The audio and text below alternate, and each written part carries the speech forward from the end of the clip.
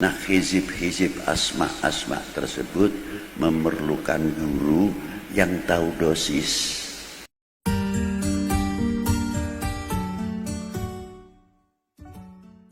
Perlu kita ketahui bahwa ratib ini sangat penting. Yang namanya ratib maknanya susunan. Rotabah, susunan diambil dari beberapa hadis nabawi, dan setiap ratib mempunyai asbabul wurud, kalau ayat asbabun nuzul masing-masing. Dan ratib itu banyak sekali di kalangan Sadatil Ba'alawi, khususnya dalam kata istilah ratib, karena itu bagian bacaan-bacaan yang diamalkan oleh Thariqat Alawiyah.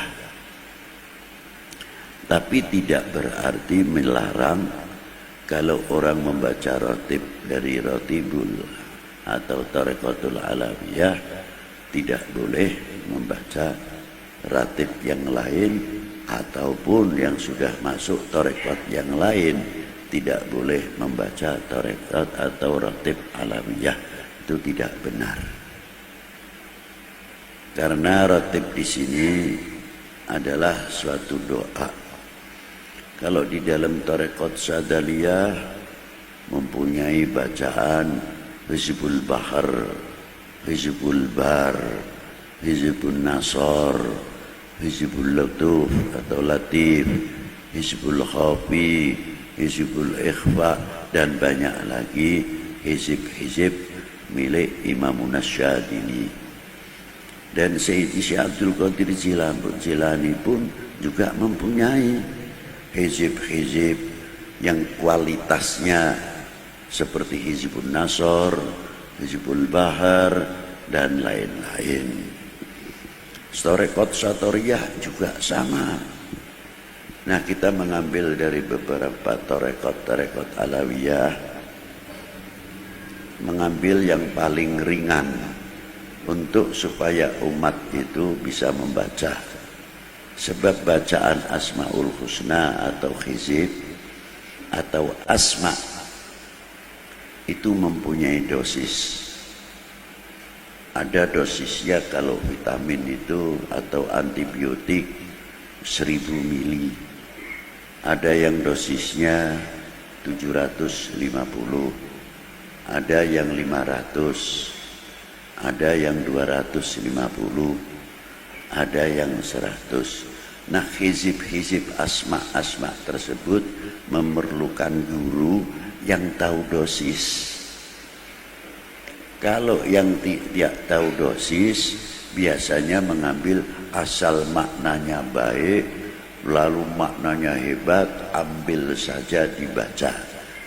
Nah, inilah dampaknya overdosis yang sebetulnya cukup 100 mili atau 200 mili, makan yang 750 mili. Akhirnya ayang-ayangnya dijak guyon dewe. Nah, ini yang terjadi. Dan banyak lagi. Asmaul Husna pun sama. Ada Asmaul Husna yang dingin dibaca, ada Asmaul Husna yang keras. Kalau yang keras juga harus digandeng, seperti Ya Aliyu, Ya Kabiru, Ya Alimu, Ya Qadiru, Ya Samiu, Ya Basiru, Ya Latif. Ringan akhirnya, bab dicampur. Nih, oh ini jahe ini keras. Jamunya jamu pakai jahe, pakai merica. Wah, ini bangsa pedes kabeh. Tukang jamunya pinter. Wah, ini harus dikasih ini supaya dingin, yang minum enak dan sebagainya. Itu yang ahli tentang ilmu asma. Yang tidak tahu pokoknya disikat saja. Itulah akhirnya apa? Enyeng. Kalau enyeng, kalau ayam kuter. Nah, ini Maka bacaan-bacaan itu perlu ijazah, tahu, ditanyakan kepada orang-orang yang ahli tentang masalah. Tapi kalau ratib tidak. Ratib itu dosisnya sudah direndahkan. Karena apa? Diambil langsung dari lisan baginda Nabi sallallahu alaihi wasallam. Supaya kita ini bisa membaca. Asal usulnya Ratibul Haddad. Al-Habib Abdullah bin Alwi Al-Haddad mengambil torekot dari beberapa guru besarnya. Al-Imam Ahmad bin Aqil, yang mana nasabnya masuk ke Imam Ahmad bin Abu Bakar Sakran. Lalu guru kedua Al-Imam Abdurrahman, yang makamnya tidak jauh dengan makam Siti Khadijah radhiyallahu taala anha wa alaiha salam. Al-Imam Abdurrahman. Terus gurunya beliau Al-Habib Umar bin Abdurrahman Al-Attas. Guru-guru beliau masih banyak lagi. Al-Habib Abdullah bin Al-Haddad ini mengambil dari Habib Umar bin Abdurrahman Al-Attas. Saya ambil dari situ saja silsilahnya, dari Syekh Abu Bakar bin Salim atau dari Habib Husain bin Syekh Abu Bakar bin Salim. Murid-murid dari Syekh Abu Bakar bin Salim ini banyak sekali. Termasuk Al-Habib Abdurrahman Maula Al-Arsyah dari Al-Jufri, Sayyid Muhammad Zainal Abidin As-Saqaf, dan Syekh Yusuf bin Abid Al-Hasani, Sayyidi Abdullah bin Salim Al-Maula Khilah, dan banyak lagi kalau saya terangkan, seperti Syed Ahmad Syarif, Al-Habib Yasin, pejuang Islam Yasin bin Ahmad bin Aqil bin Ahmad bin Aqil bin Ahmad bin Yahya, yang mendapat ijazah langsung dari Habib Abdullah bin Al-Haddad, di mana beliau mensyiar Ihya Ulumuddin dan lainnya, diberi mandat untuk Nasrul Islam di Terengganu atau di Malaysia. Kakek Habib Utsman bin Abdullah bin Aqil bin Yahya Mufti Mekah. Dan murid beliau ada yang dimakamkan di Wirideso, Habib Muhsin bin Alwi bin Umar Ba'bud. Itu seorang ulama besar, dimakamkan di belakang masjid Wirideso, yang mana beliau meninggal pada tahun 1131 Hijriah, bertepatan juga tahun itu wafatnya gurunya, ialah Al-Habib Abdullah bin Alwi Al-Haddad. Murid-muridnya Al-Habib Abdullah bin Alwi Al-Haddad, diantaranya Al-Habib Muhammadil Ghadi bin Toha bin Yahya yang dimakamkan di Semarang. Itu murid langsung Al-Habib Abdullah bin Alwi Al-Haddad. Banyak lagi minal habaib yang di Indonesia ini, khususnya kalau kita terangkan yang di Hadramaut, kita tidak heran. Ini yang ada mana tangan, kepanjangan tangan Al-Habib Abdullah bin Alwi Al-Haddad. Banyak sekali. Apalagi kalau kita melihat kitab Al-Muqattabah, bagaimana surat menyurat yang dikumpulkan oleh muallim, surat dari Habib Abdullah bin Al-Haddad menjawab pertanyaan dari beberapa tokoh habaib maupun selain habaib. Namanya kitab Al-Muqattabah, 2 jilid, sangat lengkap sekali. Lain daripada itu, tarekohnya Al-Habib Abdullah bin Al-Haddad ini, ketika beliau berdiri, muncullah satu fitnah yang merongrong, yang mengancam tentang akidah. Maka datanglah kepada beliau, Habib, saya kasih ulama-ulama Yaman datang kepada Al-Habib Abdullah bin Al-Haddad. Habib, di negara saya ini sudah mulai muncul Rafidah. Maka saya minta ijazah untuk bisa menangkal itu, supaya tauhid kita ini kuat. Apa? Dari Wirdun Nabawi. Maka diberi oleh Habib Abdullah bin Haddad, uktub Fatihah, Alif Lam Mim, Ayatul Kursi, Lillahi ma fis samawati, Amana Rasul, La ilaha illallah wahdahu la syarikalah, lahul mulku wa lahul hamdu yuhyi wa yumit wa huwa ala kulli syai'in qadir. Al-Habib Abdullah bin Alwi Haddad tidak menamakan ini Ratib Haddad ya, tidak. Yang menamakan ini Ratib Haddad siapa? Muridnya dan orang yang muhibbin, karena tahu bahwa ini yang menulis sebabnya, yang memberikan ijazah Al-Habib Abdullah bin Alwi Haddad. Jadi wajar saja kalau disebut namanya Ratibul Haddad. Bukan Habib Abdullah mengatakan ini Ratib Haddad, tidak. Nah, setelah ini dibaca, alhamdulillah.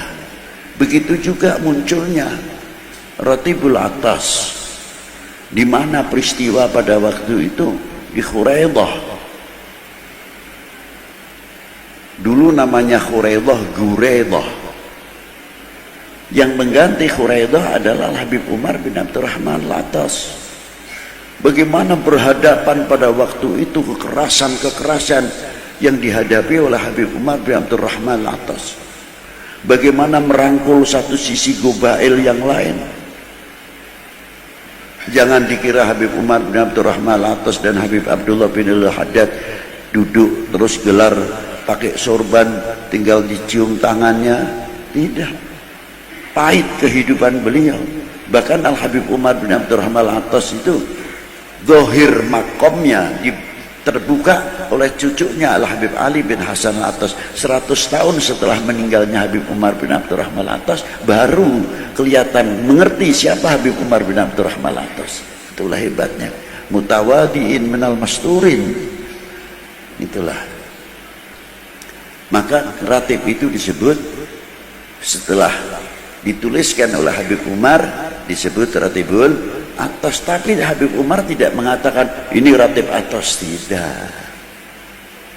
Ratibul Idrus juga sama, semuanya mempunyai peristiwa dan setiap ratib itu mempunyai keistimewaan. Di antara salah satu ratib ada yang manfaat, ada yang istimewa di sini, tidak ada yang istimewa di sini. Sama juga orang baca Maulid Nabi. Apa yang ada di dalam Simtudurar belum tentu ada di dalam berjanji. Tapi apa yang ada di dalam berjanji belum tentu ada di dalam Simtudurar. Begitu pula apa yang ada di dalam tiba belum tentu ada di dalam Simtudurar. Dan apa yang ada di dalam Simtudurar belum tentu ada di dalam Maulud Tiba. Sebaliknya dan sebaliknya, saling mengisi bukan saling berebut. Saling mengangkat di antara para ulama. Maulud itu, kitab maulud semuanya ada 300 maulud yang ada di Mesir. Yang di Indonesia paling 5. Syaruful Anam, Berjanji, Azab, Tiba, baru ini Simtudurar. Tapi kalau di Mesir aneh-aneh baca maulud luar biasa. Yang gosoidnya panjang-panjang, ada yang maulud dibaca 2 jam baru selesai. Torekotnya juga sama, ada torekot kalau sudah musim pasaran torekot. Gedung ini punya Sadaliyah, gedung ini Naqsyabandiyah, gedung ini punya Qadiriyah, mempunyai tata cara zikir yang masing-masing. Dan ada lagi yang zikirnya pakai tiron, pakai terbang. Allah hak, Allah Allah, Allah hak, diiringi oleh terbang. Ini orang sudah tidak tahu dunia ini ada apa, itu tidak tahu. Ini sudah fana semua, makomatil fana, ajnas. Nah, naratif-naratif itu muncul di kalangan para a'immah ahlil bait. Supaya apa? Kita itu mendapat perlindungan dari Allah dengan tawasul Ratibul Haddad, Ratibul Atas, Ratibul Idrus, ratib yang lain atau wirid yang lain. Banyak sekali. Apalagi diantaranya Ratibul Kubro. Ratibul Kubro, mengapa disebut Ratibul Kubro? Karena Fatihahnya di dalamnya ulama balik gutub-gutub semuanya. Maka disebut Ratibul Kubro, bukan ini ratib besar, tidak, jangan salah paham. Di dalamnya adalah hadiyatul fatihahnya rata-rata yang ada di dalam Ratibul Kubro 85% aktob, wali aktob, maka disebut Ratibul Kubro. Di situ asal usulnya Ratibul Kubro, asal usulnya apa? Dohirul fatah, dohirul fitnah yang luar biasa pada waktu. Dan yang bisa menyelesaikan pada waktu itu Al-Habib Toha yang diceleduk itu tadi. Maka dari itu silahkan mau baca Ratibul Haddad, silahkan mau baca Ratibul Atas, mau Ratibul Idrus, mau Ratib, tapi jangan untuk ngilahi naker. Jangan, tidak boleh. Dikira kita mencela satu wali, lalu wali yang lain gembira, senang. Sama sekali. Itu orang tidak mahjub saja untung, tidak tertutup saja untung. Maaf. Baca aja Ratibul Atas. Ratibul Haddad kan muridnya Al-Atas. Jadi seolah-olah menunjukkan nanti ini tidak terima lagi. Yang punya ratib ini Ratibul Idrus, oh ini kan lebih tinggi lagi. Terus habaib membuat ratib bukan untuk itu, tapi untuk meningkatkan setiap kita yang membaca ratib kedekatan kita kepada Allah SWT, bukan semakin tambah sombong. Ingat itu. Jadi kalau baca Ratibul Haddad, tolong jangan sampai mencela ratib yang lain. Yang baca Ratibul Kubro, Ratibul Atas, tidak perlu. Kalau perlu kita bergilir kok. Jum'ah ini Ratibul Kubro, Jum'ah yang akan datang Ratibul Haddad, Jum'ah yang akan datang Ratibul Atas, Jumat yang akan datang Ratibul Idrus. Biar laku semuanya. Kayak apa wali-wali itu yang mempunyai senangnya melihat kita membaca dan membaca dan membaca. Itu pentingnya ratib kan di situ. Dan setiap kalimah per kalimah di dalam ratib mempunyai keistimewaan sendiri-sendiri. Itu diantaranya. Maka dari itu yang penting istiqomahnya. Maka saya mengatakan supaya bisa berjalan semuanya, cukup Ratibul Kubro dibaca ba'da subuh tiap Jum'ah sekali. Sudah. Atau ba'dal maghrib tiap Lailatul Jum'ah. Lainnya silahkan mau Ratibul Atas, mau Ratibul Idrus, mau Ratibul Haddad, supaya semuanya bisa seimbang, bisa dibaca semuanya. Nah, kalau ada orang yang bertanya, masalah ratib ini dengan ratib ini tinggi mana? Loh, pendapat ente tinggi mana? Benar punya A apa punya B? Oh ya paling tingginya punya B. Salah. Yang paling tinggi ente. Sebab yang A dan B tidak merasa jadi wali, ente merasa lebih tinggi, bisa menunjukkan. Jadi yang paling tinggi ya ente, ya Zablut.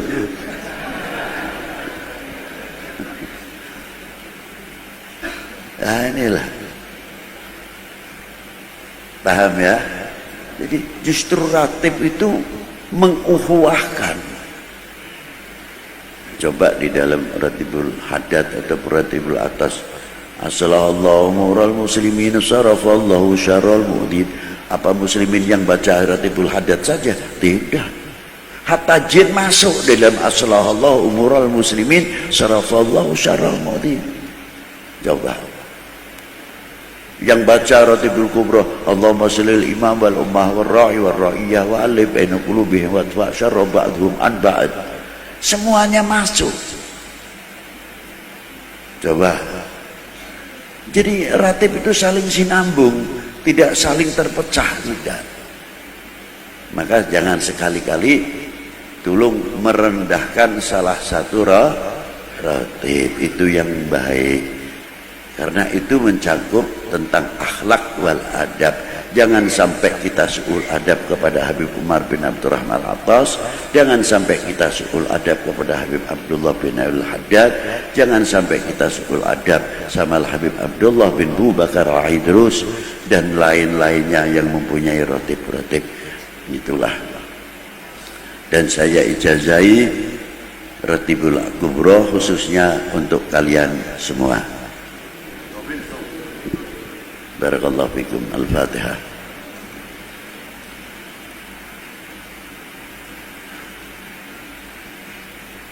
Demikian yang bisa saya sampaikan, semoga manfaat. Apapun ratibnya yang sah. Terima kasih. Assalamualaikum warahmatullahi wabarakatuh.